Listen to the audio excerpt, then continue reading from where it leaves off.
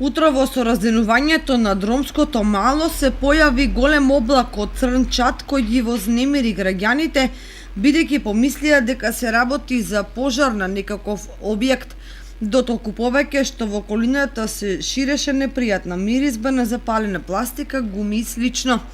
Екипа на телевизија Кочани веднаш се упати кон местото од каде што се ширеше чадот, каде затече дежурна екипа од противпожарната единица која го гаснеше пожарот. Практично пожарена е дива депонија над населбата Трајаново Трло среде боровите насади, на која на сите страни стојат расфрлани пластични и други отпадни материјали и предмети. Утрово после забележувањето на чадот, веднаш излеговме на терен и затекнавме лоша слика, дела депонија, запалена пластика и дел материи и го локализиравме пожарот.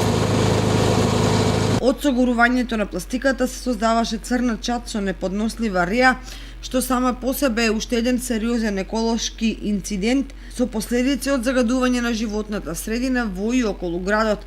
Со оглед на големата количина на отпадни материјали, добро е што представниците на противпожарната единица брзо интервенираа, бидејќи од проширувањето на огнот можеле да се запалат и неколку децениски борчиња.